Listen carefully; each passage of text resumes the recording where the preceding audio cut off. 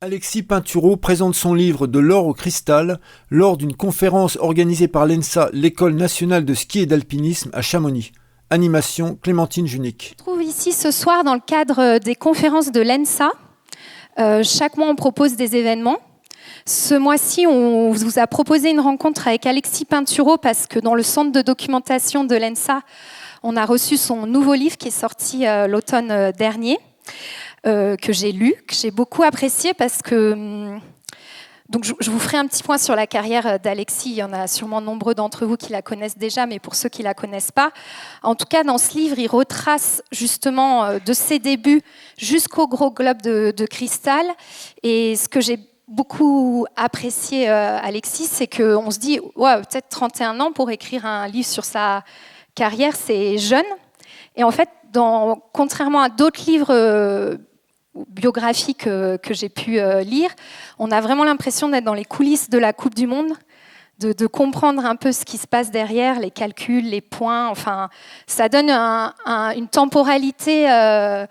On est dedans, on skie, on s'entraîne avec Alexis et il est encore dans le circuit. Donc, ça donne vraiment une dynamique particulière. Voilà, je tenais à te le dire. C'est empreint d'humilité et puis de lucidité. Hein. Tu mâches pas tes mots quand tu dis j'ai été mauvais, j'ai été très bon. Enfin, voilà, c'est assez simple et on va droit au but. Donc, j'ai beaucoup aimé ton livre. Je te remercie de nous le présenter ce soir. Et pour ceux qui le veulent, et profitez-en, vous pourrez vous le faire dédicacer. Il y a la librairie Landru qui est là et il est en vente ici. La carrière d'Alexis, on pourrait faire 1 heure dessus. Je vais faire court. Donc, ce qui est assez impressionnant, c'est les différentes disciplines que tu pratiques. Pour ceux qui ne connaissent pas la Coupe du Monde, il y a 4 disciplines majeures, le slalom, la descente, le géant, le super G. Et on va dire le Graal suprême à avoir en Coupe du Monde, c'est le gros globe de cristal, c'est-à-dire le meilleur skieur qui a marqué des points dans ces catégories qui sont les principales. Il y a eu le combiné et le parallèle aussi, mais le combiné, ça a été abandonné. 77 podiums en Coupe du Monde, je vous assomme un peu avec les chiffres. 34 victoires, 6 globes de cristal, dont le gros, 3 médailles olympiques et 8 médailles en championnat du monde. Je vais attaquer tout de suite. Ouais, on peut l'applaudir, c'est vrai. C'est impressionnant. Merci. Et voilà, et je le remercie aussi d'être venu vraiment sur son temps qui est très précieux à l'ENSA, et je vois nombreux de jeunes qui passeront par l'école. On a eu aussi ton préparateur mental dans le DE entraînement, et voilà, pour tout ce qui est les diplômes liés au ski, forcément, ça faisait sens d'écouter Alexis sur quelques questions.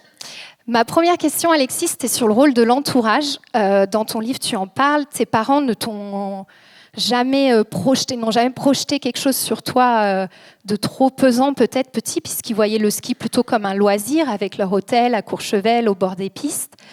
Ils se sont jamais dit mon fils fera champion, contrairement peut-être à d'autres familles où le père était aussi coach ou avait un pied dans le sport. On pense aux sœurs William, au Kostelic dans le ski. Quel est pour toi le bon rôle des parents dans l'éclosion, l'accompagnement d'un jeune athlète, on va dire des premières années du ski club au haut niveau? Bonsoir à tous. Alors c'est vrai que en fait, les parents sont hyper importants, dans le sens où c'est les parents qui donnent la première éducation, une éducation qui perdure aussi dans le temps et au fil des années.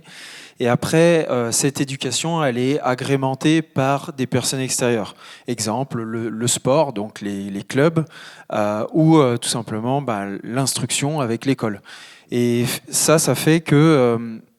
c'est les parents qui donnent certaines valeurs, c'est les parents qui incitent les enfants dans un premier temps et qui les poussent d'une certaine manière, soit directement, soit indirectement, dans une certaine voie. Donc oui, les parents sont hyper importants. C'est eux aussi qui peuvent être moteurs dans une carrière. On vient de le dire, hein, ils peuvent devenir des entraîneurs, ils peuvent devenir des personnages extrêmement importants pour un athlète. Après, je dirais que c'est plutôt comment ça se fait, comment la coquille et l'évolution de ce noyau se fait. Et au bout d'un moment, il n'est pas il n'est pas indispensable d'avoir les parents qui sont autour. Par contre, les parents, bien entendu, ils sont toujours là pour former, pour accompagner et pour essayer de guider l'enfant le plus haut possible, et surtout dans ce qu'il a envie de faire et vers quoi il a envie d'aller. Donc pour ma part, bien entendu, oui, on a parlé du fait qu'on est des hôteliers dans la famille. Mes grands-parents ont construit un hôtel à Courchevel, mon père s'en est occupé, aujourd'hui c'est ma sœur qui s'en occupe. Pour autant, j'ai attaqué le sport m'a toujours plu et je me suis toujours vu dans le sport. Je ne me voyais pas forcément en tant que skieur quand j'étais jeune, mais je me suis toujours vu comme quelqu'un qui allait devenir un sportif. Qu'est-ce que ça voulait dire ? J'en savais pas grand-chose à ce moment-là, mais je me disais que je deviendrais un sportif. Est-ce qu'il aurait été performant ? Ça, j'en savais rien, mais je me voyais vraiment évoluer dans ce milieu-là. Un accompagnement, du coup. Dans ce cocon familial plutôt confortable, on a un peu l'impression d'une enfance dorée quand même. À un moment donné, on sait la somme d'entraînement que ça demande pour performer dans autant de disciplines différentes. Il faut accepter de se rentrer dans le dur. Qu'est-ce qui fait, selon toi, qu'on quitte quelque chose d'assez confortable pour aller un peu dans la souffrance et dans le dur ? Là encore, je dirais, ça commence très jeune en fait, et je dirais qu'il y a une grosse partie d'éducation. Peut-être que oui, on peut dire qu'en étant fils d'hôtelier, pour remettre dans le contexte, c'est quand même un hôtel 5 étoiles à Courchevel, on connaît les sorts de Courchevel, c'est un peu comme les sorts de Chamonix, c'est des stations de ski qui sont mondialement réputées. Et donc du coup, oui, on peut se dire que venant de ce milieu-là, c'est pas forcément... ça peut paraître simple, ou en tout cas, l'enfant peut ne pas arriver à aller suffisamment loin ou vouloir se faire suffisamment mal. Mais là où les choses sont finalement très différentes, c'est lié à l'éducation que j'ai pu avoir. On m'a toujours formé en m'expliquant, formé, éduqué, en m'expliquant qu'on n'avait rien sans rien. C'est pas parce qu'on a des choses qu'on ne les détruit pas. Donc c'est pas parce qu'aujourd'hui on a un hôtel dans la famille que les générations futures ou mes enfants ou les enfants de ma sœur ou moi-même ou ma sœur ne va pas le détruire. Donc en gros, c'est pas parce qu'on a des acquis qu'on ne les perd pas, c'est pas parce qu'on a des acquis qu'on ne les détruit pas. Et au contraire, si on veut aller plus haut, c'est à nous d'aller le chercher. Si on veut progresser, c'est à nous d'aller le chercher. Et si on veut s'élever, c'est à nous de le faire. Donc du coup, ça on me l'a toujours appris. Et ces valeurs-là, elles ont toujours été prédominantes dans ma vie, dans le sens où si je veux devenir meilleur, je dois m'entraîner. Si je veux progresser, je dois faire des sacrifices et je dois faire des choix. Et quand je faisais du sport avec mon père, parce que j'en ai toujours fait énormément, ça a toujours été d'ailleurs des super moments et des super souvenirs que je peux avoir avec lui, ça a toujours été dans le but de me pousser, de me pousser dans mes retranchements. Moi, j'ai surtout des souvenirs de défaites que j'ai contre lui, des défaites où je rentrais dans des colères noires parce que je voulais à tout prix le battre et mon objectif, c'était de le battre. J'ai jamais réussi, en tout cas pas avant presque mes 14 ou 13, 14 ans, quelque chose comme ça, quoi. Et pour autant, c'était l'objectif, c'était cette motivation de toujours me dépasser, me surpasser. Et avec le temps, j'ai grandi là-dedans. Et le goût de l'effort est devenu différent. Dans le sens où ça n'a plus été pour moi un effort, ça a été quelque chose que j'acceptais, quelque chose que finalement, la souffrance, quelque chose que j'aimais. Voilà, donc on va dire que ce qui peut paraître comme des sacrifices ou...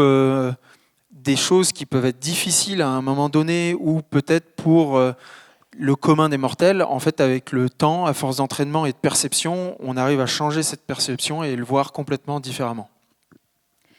Tu as été, on va dire, bon assez jeune. En France, en tout cas, quand tu étais à ces âges-là dont tu parles, tu as pu suivre une filière classique pour accéder plus tard à la Coupe du Monde. Est-ce que selon toi, si un jeune, on sait qu'il y a des développements de masse musculaire qui peuvent être différentes à ces âges-là, est-ce qu'il existe d'autres filières que cette filière classique que tu as empruntée pour arriver au haut niveau ?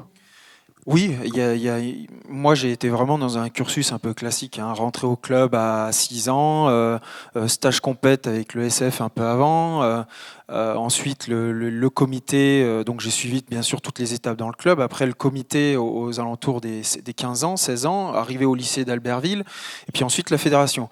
Mais il y a un très bon exemple d'ailleurs qui est à la Fédération française de ski qui s'appelle Thibaut Favreau. Thibaut, lui, à l'origine, il vient de Strasbourg.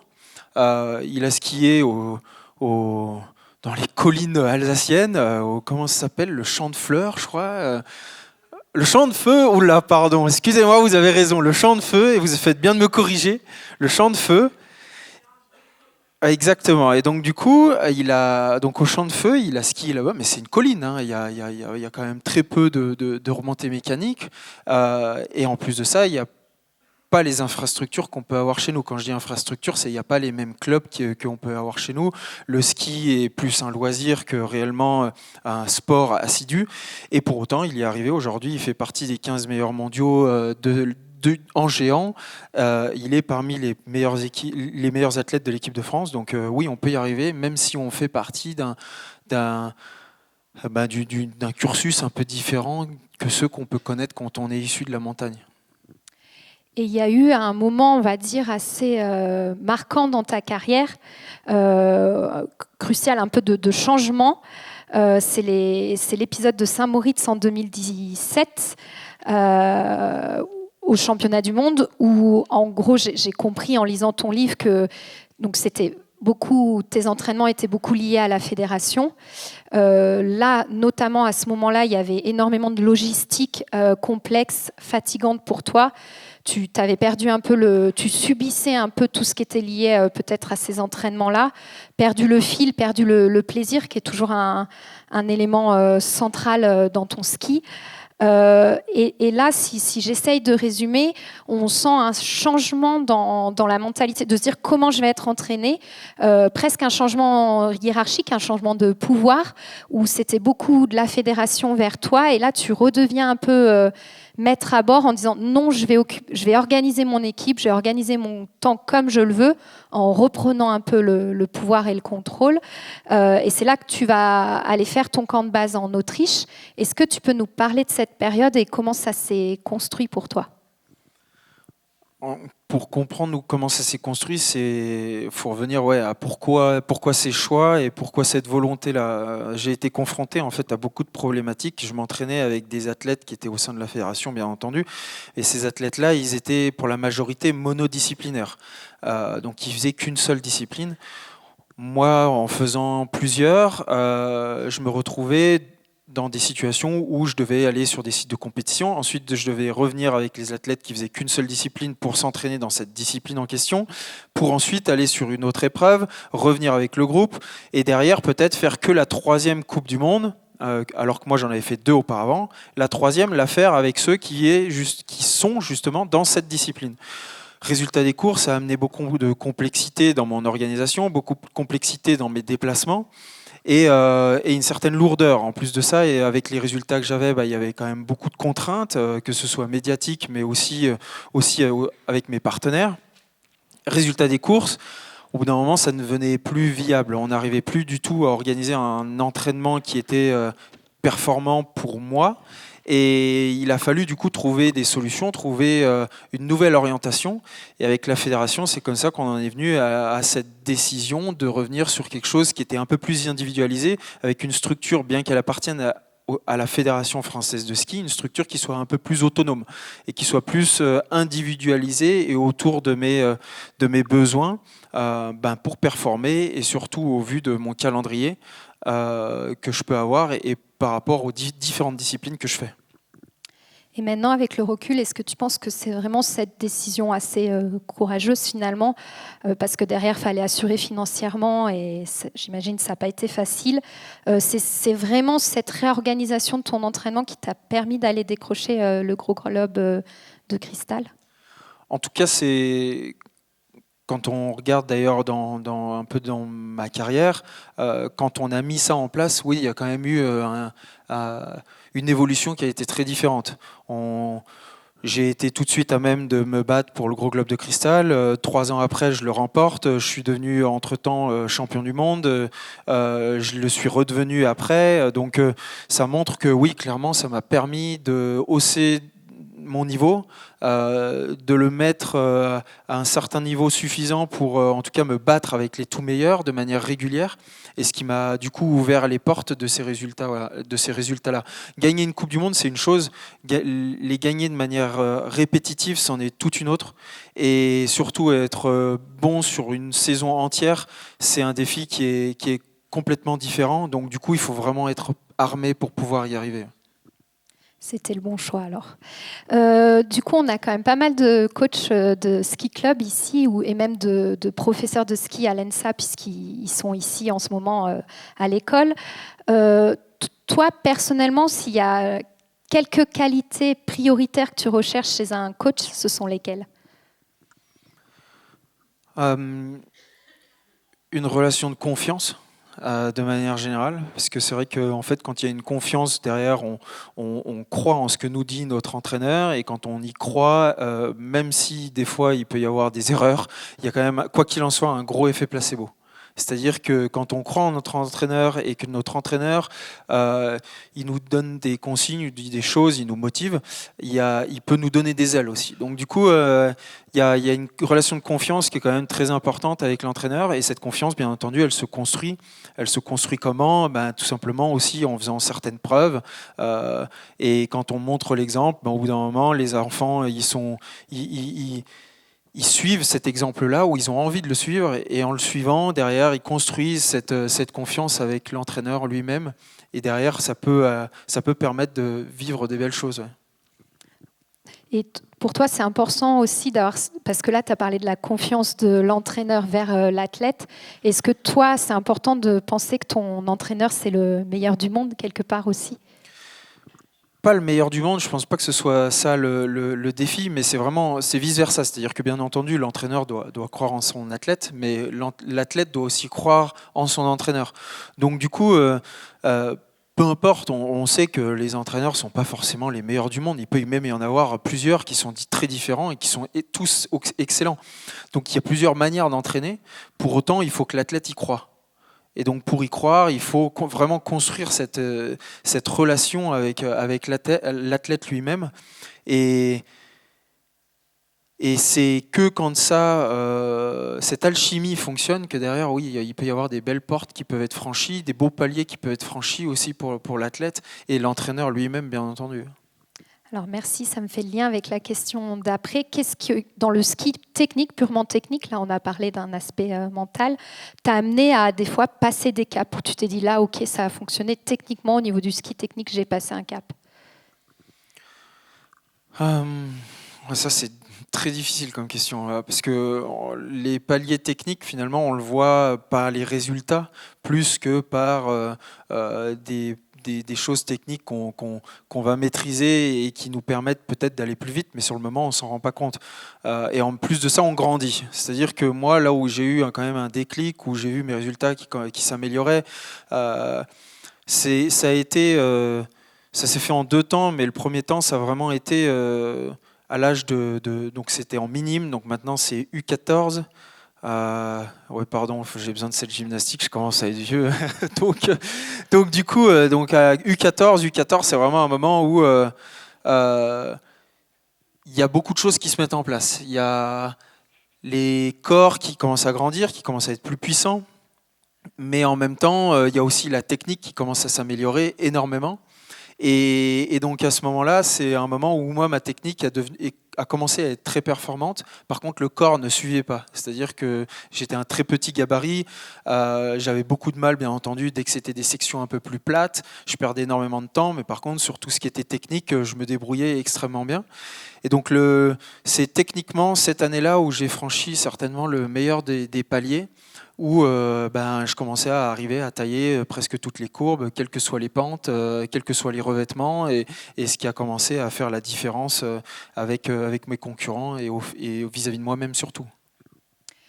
Tu as vu au cours de ton parcours différentes façons de s'entraîner et au-delà des façons, différentes nationalités, notamment en Autriche ou tout ce qui est suisse allemande, tu en parles, où c'est quand même une très bonne école du ski. Qu'est-ce que tu pourrais améliorer dans la filière française que tu as découvert dans ces filières-là ?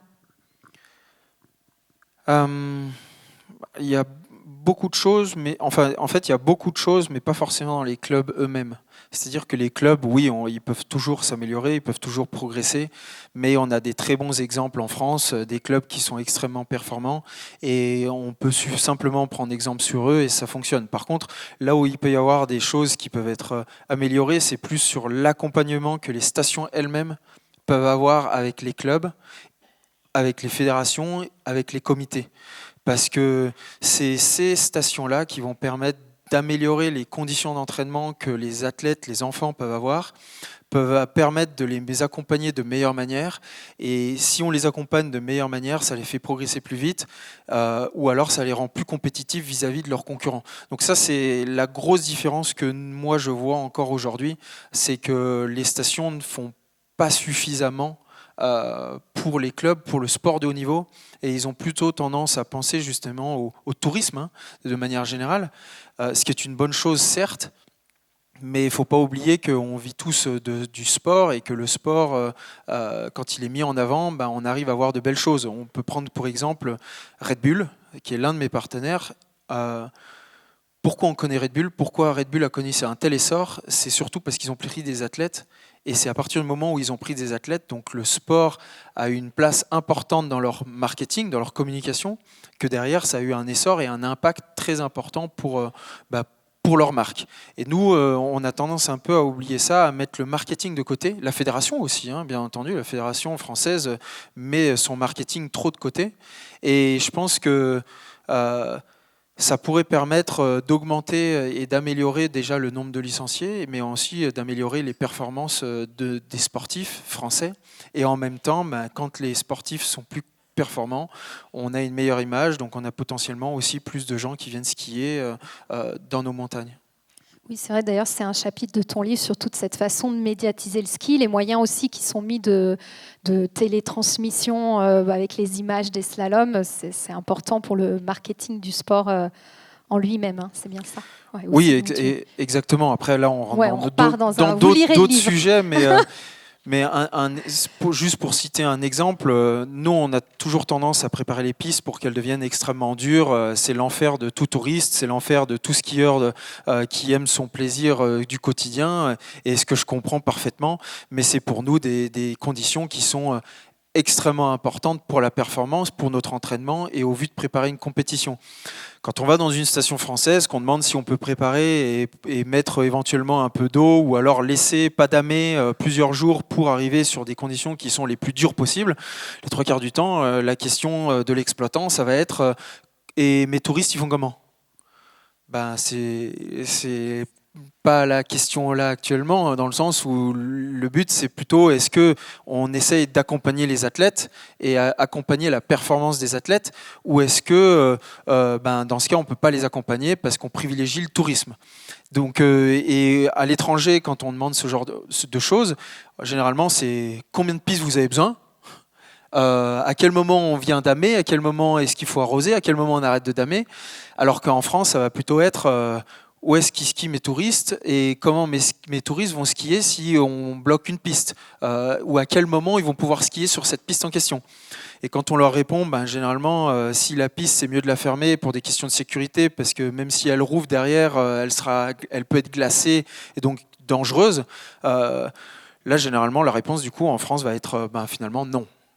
Non, on ne vous accompagne pas, du coup. Donc, c'est un petit exemple, mais qui en dit long sur à quel point les gens sont prêts à aller loin, même pour des étrangers, en Autriche notamment, et en France, où là-dessus on a encore beaucoup de problèmes, notamment vis-à-vis des exploitants des remontées mécaniques. Ouais.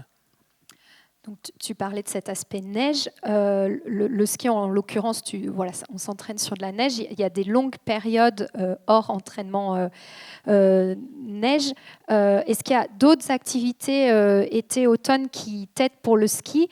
Et la deuxième question, c'est quel est le sport qui t'a fait le plus progresser pour le ski? Parce que tu en pratiques beaucoup d'autres. J'en ai pratiqué beaucoup d'autres, maintenant moins, mais c'est vrai que j'ai toujours été un athlète, enfin un enfant qui a beaucoup aimé pratiquer différents sports, changer, toucher un peu à différentes choses, toucher un peu à tout. Et avec le temps, bien sûr, le ski est resté, le foot aussi est resté très très longtemps. Et ensuite, j'ai choisi le ski. Mais avant ça, j'avais pratiqué donc du tennis, j'avais fait du wakeboard, j'avais fait des différents sports de combat, de la boxe thaïlandaise à de la boxe anglaise, à du taekwondo. J'avais fait aussi donc du foot, du tennis, mais du foot, du ski, mais aussi de l'escrime. Voilà, pour dire à quel point j'ai touché un peu à tout et n'importe quoi. Et c'est ce qui m'a permis aussi, je pense, d'augmenter ou d'améliorer un peu ma palette de compétences du jeune sportif que je pouvais être à ce moment-là, en essayant vraiment différentes choses. Et en même temps, c'est ce qui m'a permis de m'épanouir, parce que à l'image un peu de ma carrière, où j'ai voulu faire toujours plusieurs disciplines, ben, quand j'étais petit déjà, j'avais besoin de faire différents sports pour m'épanouir. Et je pense que ça sert aussi à l'éducation. Le sport est pour moi l'une des plus belles écoles de la vie. Aujourd'hui, le sport nous remet souvent à notre place, nous permet de rester relativement humble, de savoir où est-ce qu'on veut aller, de savoir aussi où on en est, et en même temps de progresser, d'apprendre une certaine discipline, de gagner en confiance en soi énormément. Et où justement dans une société où on a tendance à être de plus en plus sur les réseaux sociaux, où de plus en plus on a des difficultés à échanger avec notre prochain, là justement le sport permet de remettre tout ça un peu au cœur de ces problématiques. Et je trouve que aujourd'hui c'est plus vrai que jamais. Et du coup, là, tu as parlé de l'enfance et de l'adolescence, mais aujourd'hui, tout est centré uniquement ski, 100% ski, ou tu pratiques aussi d'autres sports on avait fait une conférence sur le haut niveau avec un coureur du cycliste, voilà, qui faisait que du cyclisme et qui disait, mais il faut sortir de ce modèle-là parce qu'on en sort petit à petit un peu dans le cyclisme parce que je marche moins vite que ma compagne en ville. Est-ce que, du coup, toi, non, ce modèle tout ski fonctionne ou tu cherches d'autres sports justement pour varier un peu tes compétences actuellement là dans ta carrière là? Alors dans mon entraînement pur et dur et du quotidien, on va dire qu'il y a vraiment toujours les grosses bases, et là ou en tout cas une grosse partie est centrée pour la performance et pour aller ou calquer en tout cas sur la préparation du ski. Mais par contre à côté, moi j'aime toujours pratiquer du golf, j'aime toujours pratiquer du tennis. On arrive à inclure même un peu de préparation, enfin dans ma préparation un peu de tennis. Non, ça c'est des choses que j'essaye de faire. Je fais de la moto enduro aussi, maintenant beaucoup moins, de moins en moins d'ailleurs. Mais par contre, tennis et notamment golf, c'est des sports que j'aime garder. Squash aussi, voilà, c'est des sports que j'aime garder. C'est des sports qu'on arrive à pratiquer et que j'arrive encore à pratiquer aujourd'hui. Récemment, on a vu, il y a eu d'ailleurs une polémique à Cervinia. On peut avec le réchauffement climatique, des évolutions de ces thématiques-là, le grand public tombe parfois dans du ski bashing, du mountain bashing. Je voulais une première question sur cette polémique à Cervinia, où je ne sais pas si vous l'avez vu, c'est ces images d'une pelleteuse qui creuse le glacier pour une piste de Coupe du Monde. Déjà, je sais que tu t'es exprimé sur la question. Est-ce que tu peux nous en dire quelques mots sur cette évolution un peu de l'image? Alors l'évolution de l'image, en fait, je pense qu'on est tous les premiers concernés. Enfin, quand je dis tous, c'est vraiment les habitants de la montagne, ceux qui vivent à la montagne et qui habitent même dans les vallées de la montagne, sont vraiment on est les premiers concernés par rapport au réchauffement climatique. Pourquoi les premiers? Tout simplement parce qu'on a des glaciers autour de chez nous, ou à côté de chez nous, et on voit clairement que les glaciers reculent. On est à Chamonix, c'est le meilleur exemple là-dedans. On a d'autres glaciers en France certains ont déjà disparu ou sont en train de disparaître. Donc du coup, on est les premiers à le voir au quotidien. Et en même temps, je pense que d'une certaine manière, je n'arrive pas encore bien à comprendre pourquoi, mais du coup, on est les premiers aussi à être pointés du doigt. C'est-à-dire que quand je me déplace à Paris et que quand je parle avec des médias, généralement, on a comme l'impression que c'est nous, pratiquants montagnards ou habitants à la montagne, c'est nous qui détériorons la montagne. Sauf que, bon, j'essaye bien d'expliquer que c'est pas tout à fait comme ça que ça fonctionne, mais pour autant, je pense qu'on est aussi les premiers qui peuvent montrer l'exemple. Dans le sens où quand on commence à actionner la machine et que la machine commence à être lancée et qu'on montre que les choses elles peuvent fonctionner et qu'on on est le premier à prendre certains problèmes à bras le corps, et on le fait déjà, et que je pense que demain on ira certainement encore plus loin, et je pense qu'on sera le premier moteur pour montrer qu'à la montagne, on fait des évolutions et que ces évolutions vont justement dans le bon sens. Un exemple tout bête, la Rosière, aujourd'hui, on produit de l'énergie grâce aux canons à neige.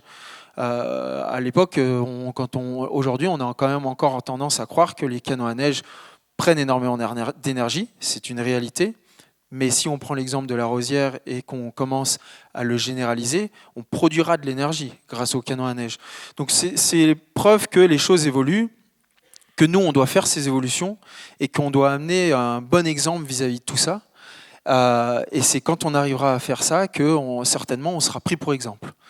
Et bien entendu, il y a un défi, et il y a des défis où même, je pense qu'on est nombreux à encore ne pas avoir les réponses à ces problématiques-là, mais pour autant, on se pose les questions et on essaye d'y réfléchir. Donc je trouve que ça, c'est une très bonne chose pour la montagne.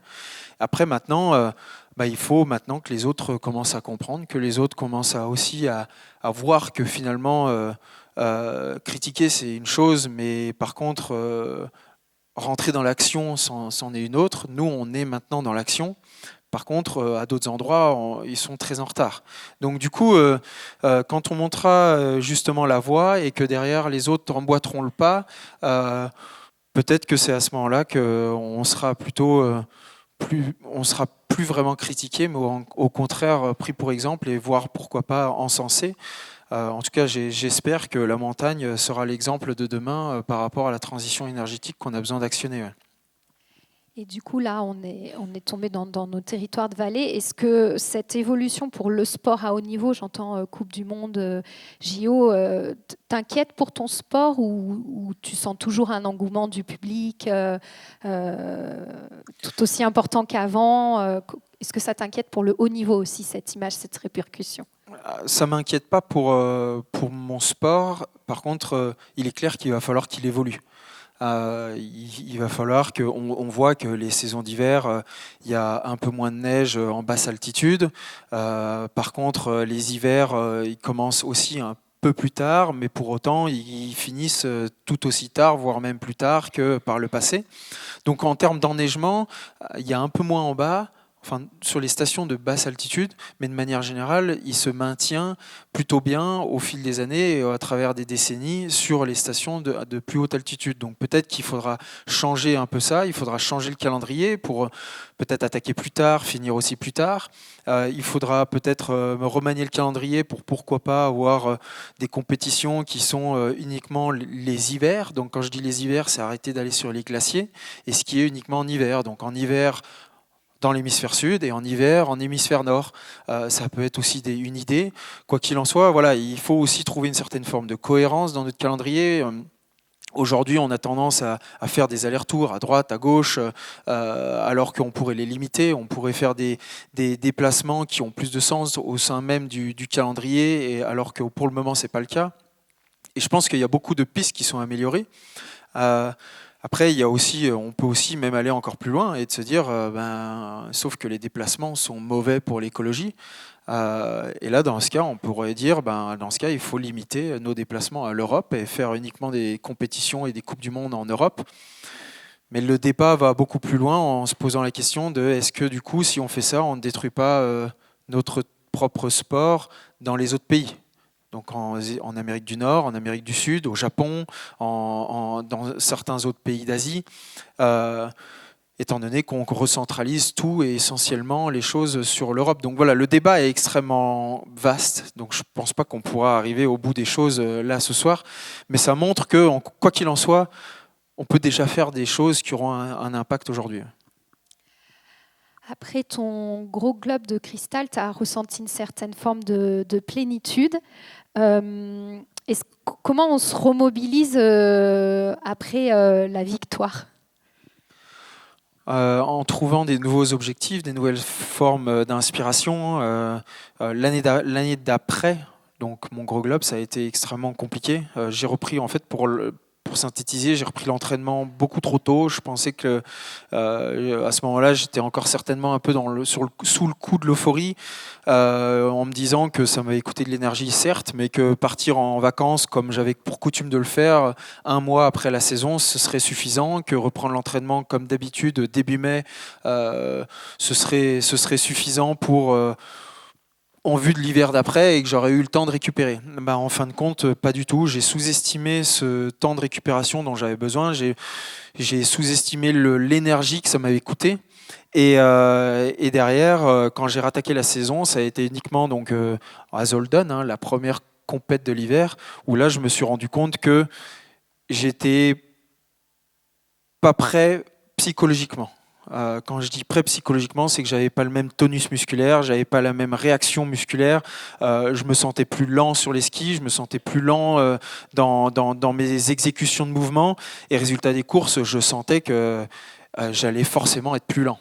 Et donc ça s'est traduit ensuite par les résultats. La saison a été beaucoup plus compliquée. Certes, j'ai réussi à aller chercher quelques podiums, mais plus par expérience que par vraiment un athlète qui était prêt au combat et prêt à être performant sur une saison.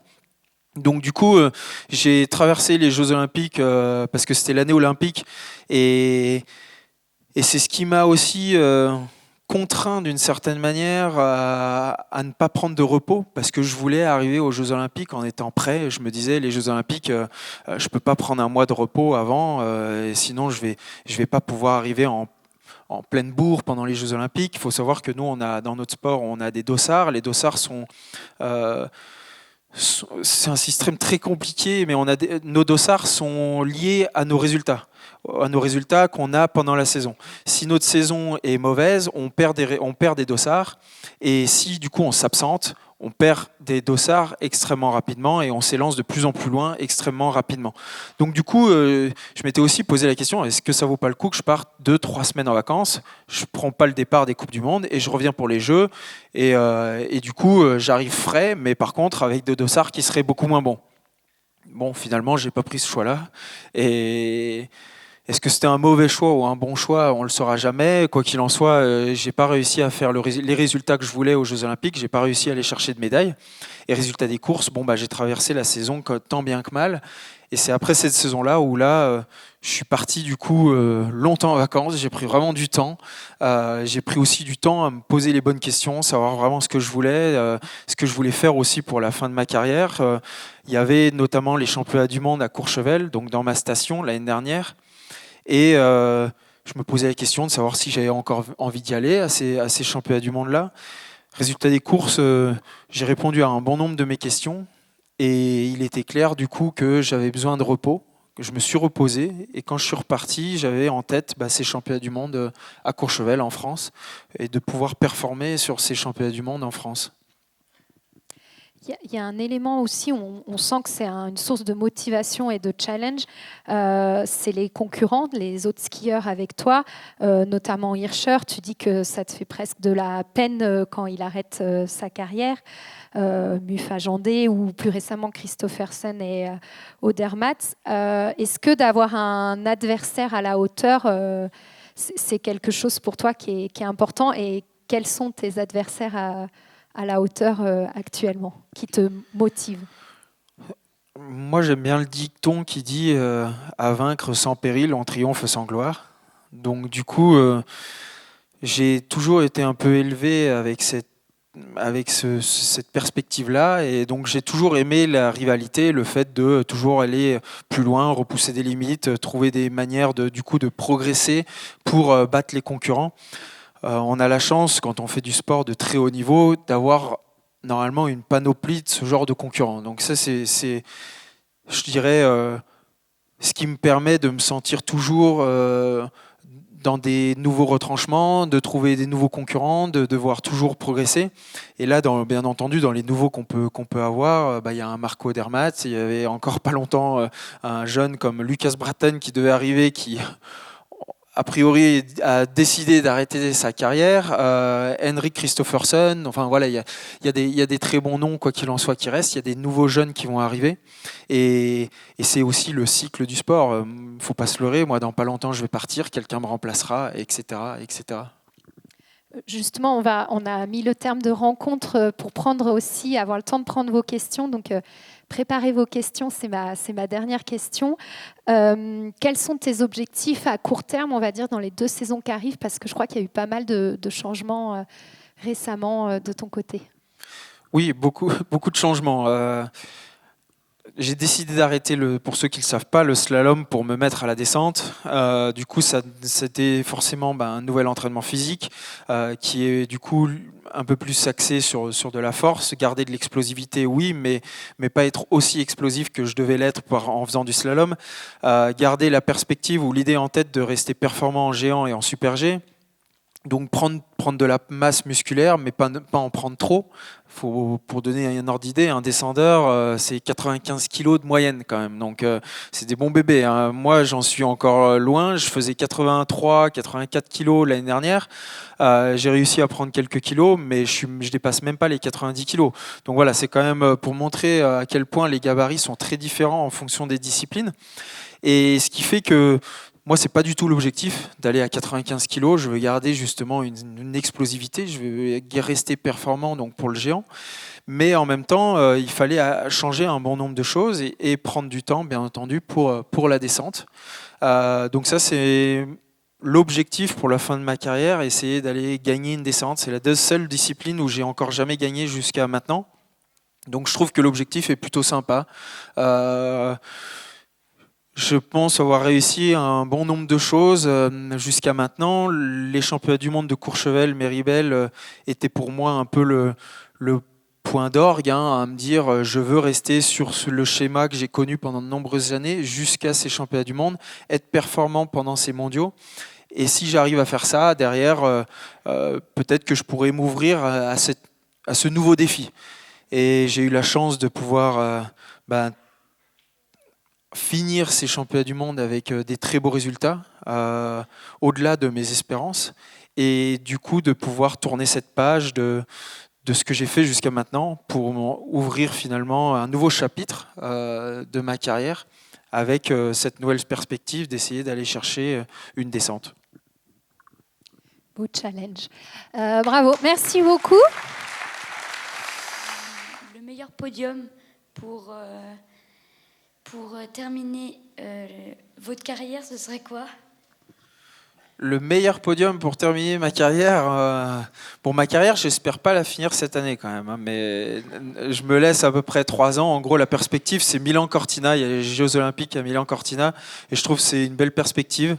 Bien sûr, ça peut changer entre-temps, mais en principe, c'est l'idée que j'en ai, c'est au moins d'aller là-bas. Alors, on va rester plutôt pour de la descente, et je vais être un peu gourmand. Si je dois choisir et que j'ai le luxe de choisir de gagner une descente, ce serait forcément gagner Kitzbühel. Ou alors, s'il y a la possibilité et l'opportunité, si elle se présente, et que l'éclipse de Courchevel revient au programme, ce serait aussi peut-être un bon choix, ou en tout cas que je trouverais être un bon choix.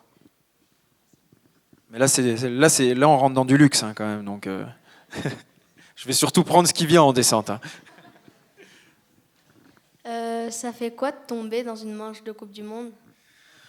Ça fait partie de la vie, ça fait partie de l'apprentissage. C'est sûr que c'est pas ce qu'on souhaite, c'est pas ce qu'on a envie, mais en même temps, c'est aussi quand on ose, quand on tente, quand on a envie d'aller pousser les limites et devenir de plus en plus performant. Il y a des fois, on dépasse la limite, et du coup, quand on la dépasse, on peut être amené à sortir.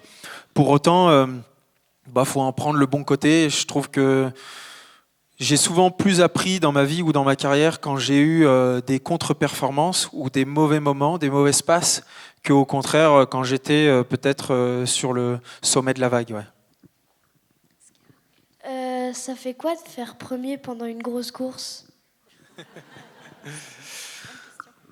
Je dirais que ça permet de concrétiser un bon nombre de choses. Tout ce pourquoi on s'est entraîné, ça permet aussi de concrétiser tout le travail qui a été réalisé avec les entraîneurs, ça permet aussi de remercier en même temps tout un système, que ce soit les entraîneurs, la fédération, que ce soit mes techniciens aussi qui travaillent sur mes skis. Donc l'athlète lui-même, bien entendu, mais il y a beaucoup de choses. C'est pour finaliser et dire un seul mot, c'est une forme de consécration. Quand vous avez été très bon avant et une année beaucoup moins bon, comment vous avez fait pour vous remotiver ?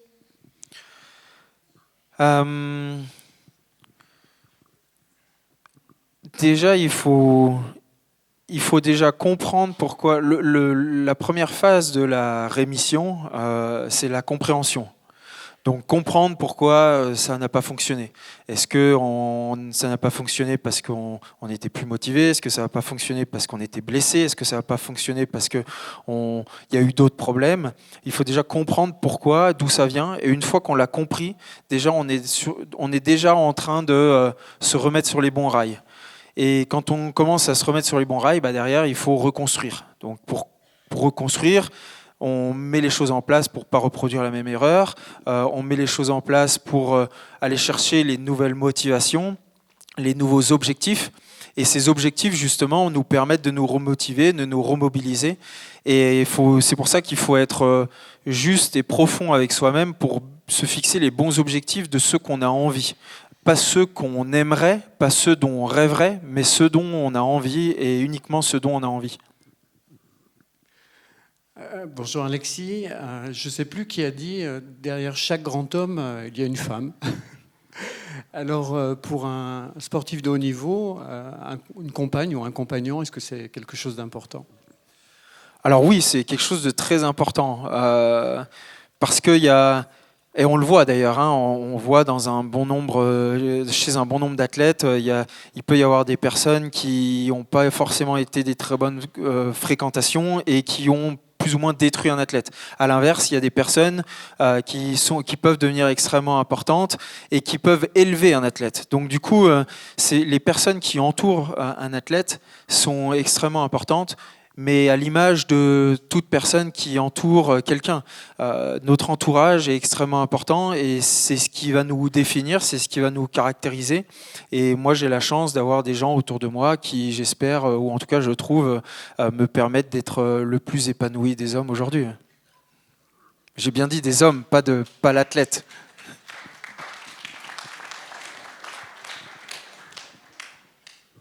Ça fait quoi de louper des courses, importantes ou non, à cause d'une blessure? Alors, je suis très mal placé pour répondre à cette question parce que je fais partie des athlètes qui se sont presque jamais blessés, en tout cas pour perdre une saison en intégralité. J'ai déjà été blessé, j'ai déjà loupé quelques courses à cause d'une blessure, mais ça a été une course, 2 courses. Après, oui, la blessure, je la connais. Je me suis fracturé un bon nombre de choses et un bon nombre de fois. J'ai eu des ligaments déchirés, j'ai eu une commotion cérébrale, mais c'est jamais quelque chose qui m'a mis un frein. Ou au contraire, pour moi, la blessure est toujours arrivée à un moment ou pour une raison. Dans le sens où quand je me suis blessé, les 3 quarts du temps, c'est parce que j'étais fatigué, c'est parce que les 3 quarts du temps, je me suis trop entraîné. Et à un moment, je suis arrivé à un point de rupture. Et le meilleur point de rupture que le corps peut nous donner, c'est la blessure. C'est le seul moment où on sait qu'on ne pourra plus rien faire et on est obligé d'aller au repos. Pour autant, il faut prendre le bon côté. C'est déjà se reconstruire, comprendre pourquoi on s'est blessé. Ça peut bien entendu arriver pour d'autres raisons, mais quand on comprend pourquoi on s'est blessé, c'est un peu ce que je disais, que ce soit les blessures psychologiques ou les blessures physiques, c'est le même fonctionnement, c'est le même schéma, comprendre pourquoi on s'est blessé, et après l'accepter. Parce que si on ne l'accepte pas, on ne le comprend pas, et si on ne le comprend pas, on ne se relève pas. Bonsoir.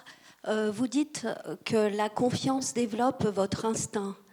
Votre instinct de performer, d'être parmi les 3 meilleurs. Non, un instinct. La question c'est quoi? Quel est l'instinct? Qu'est-ce que je veux dire par l'instinct? Oui. Ah bah là, je vais revenir très primaire. C'est l'instinct primaire. Ouais. C'est l'instinct animal. Moi, je trouve que dans le sport, l'instinct animal est extrêmement présent. Et c'est justement quand on met de côté la tête et qu'on arrive à être en phase avec son corps et en phase avec cet instinct primaire qu'on arrive à être le plus performant. Donc comment y arriver, ça demande à se connaître énormément, ça demande à être confronté à un bon nombre de situations, mais c'est l'instinct animal qui, moi, me permet d'être le plus performant et comme tout athlète, de devenir le plus performant. Donc après, c'est aussi dans ces moments-là où le plaisir est décuplé, parce que c'est là où l'adrénaline est la plus élevée, c'est là où on ressent le plus de choses, c'est là où on ressent aussi le plus d'émotions. Et donc du coup, l'instinct animal est pour moi le maître mot de la performance sportive. J'arrive pas toujours, je dirais pas à chaque manche, à être dans cet instinct et ce moment de flow, parce qu'il a un mot. Hein. En fait, moi, l'instinct animal, c'est le flow. Je crois que c'est Freud qui l'ont identifié il y a déjà très longtemps, et tout psychologue maintenant connaît à peu près cet instinct dont je parle. Et cet instant de flow, il vient avec le temps, il vient avec la pratique, et il vient avec la connaissance de soi surtout. Hein. Bonsoir, merci beaucoup. Moi, j'ai une question sur la préparation mentale. Vous devez faire de la préparation mentale. Et ça, moi, je me dis, ils ont tous un excellent niveau, mais ce qui fait la différence, je pense, c'est la confiance en soi et faire sa petite bulle, etc. Alors, est-ce que vous pouvez nous en dire plus sur ça, sur votre préparation mentale? D'ailleurs, vous avez quelqu'un à votre service, entre guillemets, non? C'est ça? Alors la préparation mentale, elle est très différente d'un athlète à un autre. Il y a des athlètes qui, eux, aiment avoir quelqu'un qui travaille avec eux pendant toute leur carrière. Au contraire, il y a d'autres athlètes qui, eux, préfèrent travailler en pointillé avec ces personnes-là, avec ces entraîneurs-là. Et quand il y en a d'autres qui, au contraire, eux, ils sont très bien sans et ils veulent pas forcément avoir ce genre d'entraîneur pendant leur carrière. Donc ça, c'est très individuel. C'est très individualisé aussi. Et moi, si on prend mon exemple, j'ai travaillé en pointillé avec ces entraîneurs. J'ai jamais eu un entraîneur tout au long de ma carrière, un entraîneur mental tout au long de ma carrière. Donc quand je suis allé chercher des compétences, je me suis rapproché de ces entraîneurs en question. C'est parce que j'avais besoin de certaines choses, j'avais besoin d'améliorer certaines choses, il y avait des lacunes que je pouvais avoir et donc je voulais les estomper, les faire disparaître. Une fois que je les avais fait disparaître et que j'avais maîtrisé un certain nombre de choses, derrière c'est moi-même qui suis resté avec ce que j'avais appris et avec mes acquis. Donc après, encore une fois, il y a quand même une grosse partie de détermination, de formation, d'éducation et un mental, je dirais, qui se fait pas forcément pendant une carrière, mais il se fait très jeune et par la formation qu'on nous inculque, donc par la formation et l'éducation que les parents nous inculquent, mais que les entraîneurs aussi inculquent. Et après, à 20 ans, finalement, c'est du peaufinement. C'est apprendre des expériences, c'est apprendre à qu'est-ce qu'on veut, à quel moment on est prêt à aller chercher ces choses-là et par quels moyens. Donc du coup, c'est du peaufinement. À partir de 20 ans, on n'est plus sur de la formation, on est vraiment dans de l'apprentissage et qui se vient avec l'expérience essentiellement. Oui, moi je suis très impressionné par les techniciens qui se mettent à la vitesse, notamment toi, Marco Schwartz et Cyprien Sarrazin. Et je voulais savoir si vous échangiez sur la vitesse du fait de passer du slalom vers la descente. Et la deuxième question, c'est est-ce que vous avez peur au départ des descentes ? Alors oui, pour répondre à la dernière question, il y a certaines descentes où quand on est au départ, on fait quand même pas les fiers. Ouais. Je pense qu'il y a un moment, il faut quand même être honnête. Quand on est au départ de Kitzbühel, je pense qu'il y a personne qui fait vraiment le fier quand il est au départ et prêt à mettre les bâtons derrière le portillon. Pour autant, cette forme de peur, elle est quand même aussi extrêmement importante parce que c'est elle qui va nous permettre d'être concentrés. C'est elle qui va nous permettre de faire les bonnes choses, les bons choix au bon moment. Et sans ça, finalement, on serait très exposé à faire tout et n'importe quoi. Donc du coup, je dirais que cette peur, comme le stress, la pression, hein, ça va un peu ensemble et c'est un peu dans le même panier, sont des facteurs qui sont extrêmement importants et non dissociables de la performance. Donc du coup, oui, il y a des descentes où quand on est au départ, on ne fait pas les cakes. Et après, comment ça se passe de passer de disciplines techniques, notamment du slalom, qui est le plus extrême, à aller de tout doucement vers de la descente. Comment ça se passe? J'ai envie de te répondre dans quelques années, parce que là, moi, j'attaque le processus. Il y a d'autres athlètes qui ont fait ce changement, qui l'ont fait, et avec le temps, on sait que dans ce sens-là, c'est possible. Par contre, à l'inverse, ça s'est jamais vu. Donc, il n'y a pas de descendeurs qui se sont mis à faire du slalom. Par contre, oui, il y a beaucoup de slalomeurs géantistes qui se sont mis progressivement à faire du super G, puis de la descente, pour rester essentiellement à de la descente. Donc ça, on sait que c'est possible, on sait que c'est envisageable. Mais ça passe par énormément d'entraînement et ce n'est pas garanti pour autant que ça fonctionne pour chacun d'entre nous. Donc pour ça, il faut mettre un bon nombre de choses et d'ingrédients ensemble pour que ça puisse fonctionner. Donc c'est ce que j'ai essayé de faire tout au long de ma préparation et je ne m'attends pas non plus à devenir vainqueur d'une Coupe du Monde dès la première année où je vais m'élancer dans cette discipline, mais que je construis sur ce projet sur les 2-3 années qui sont devant moi. Est-ce que vous envisagez d'aller chercher un dernier globe de cristal ? En tout cas, pas du général. Ça, c'est justement, j'ai fait le choix de partir sur la descente parce que en faisant ce choix-là, je savais sur quoi je m'orientais et du coup sur les choix que ça imposait. Après, de me battre pour un globe de géant, je dirais que oui, ça reste envisageable. Même un globe de super G, ça reste quelque chose qui pourrait m'intéresser. Allez, peut-être 2 petites dernières questions et après on passera au livre et aux dédicaces. Merci, bonsoir.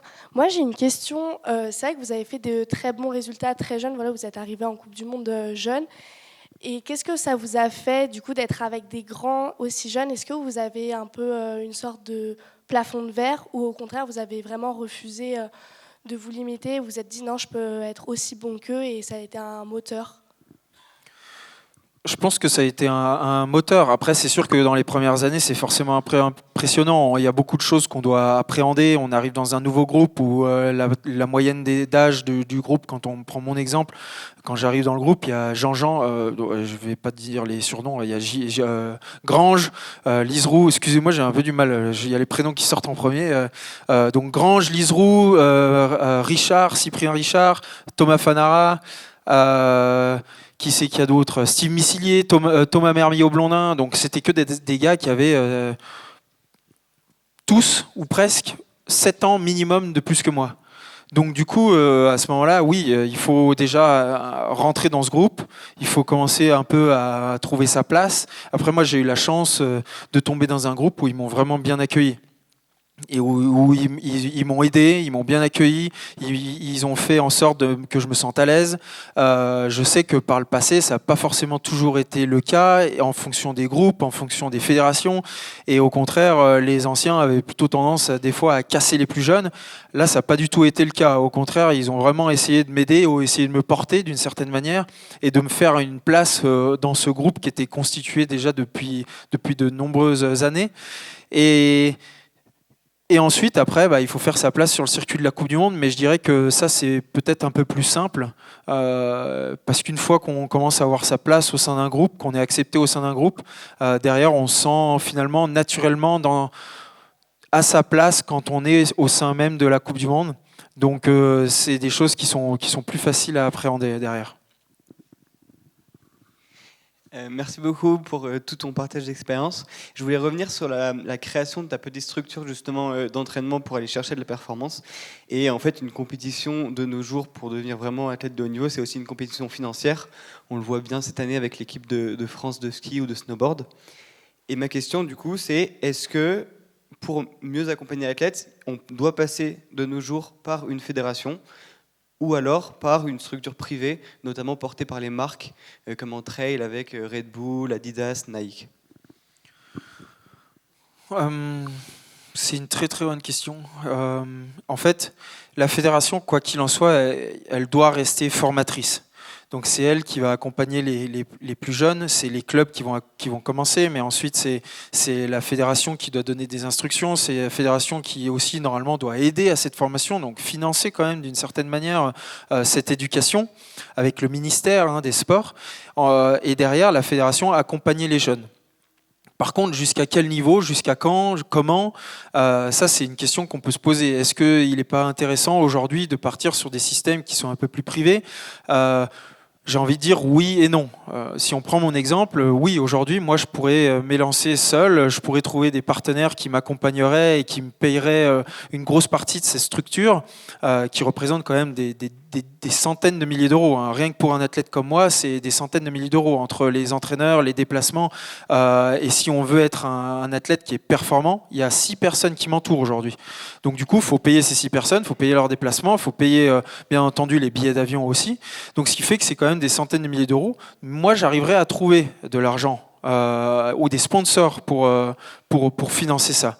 Par contre, si on prend l'exemple d'un athlète qui est en Coupe du Monde, mais qui ne fait pas des podiums tous les week-ends, qui du coup aurait probablement plus de difficultés à trouver des partenaires qui seraient prêts à les suivre dans ces projets-là. Certes, ils ne demanderaient peut-être pas autant d'argent, parce que leur projet, dans un premier temps, serait peut-être un peu plus petit, mais demanderaient, quoi qu'il en soit, un gros investissement. Et je ne suis pas sûr qu'ils arriveraient à trouver des partenaires suffisants. Donc du coup, j'ai envie de dire que la fédération, elle reste extrêmement importante. Je pense que la fédération, à mon sens, aujourd'hui, elle peut encore rester présente, mais elle se doit d'évoluer. Peut-être plus à l'image de ce que fait aujourd'hui le football, le rugby, donc des fédérations qui ne sont plus des associations, mais qui sont finalement des entreprises et qui doivent aussi générer de l'argent, ne plus dépendre des collectivités, ne plus dépendre du ministère des Sports, mais qui doivent trouver des financements qui sont plus privés, parce qu'aujourd'hui, ça devient une nécessité de devenir plus une association, mais finalement une forme d'entreprise qui doit du coup générer des bénéfices. Ouais. Merci beaucoup. Vraiment, on peut l'applaudir. Il a pris sur son temps, déjà pour la carrière, mais aussi pour le temps là.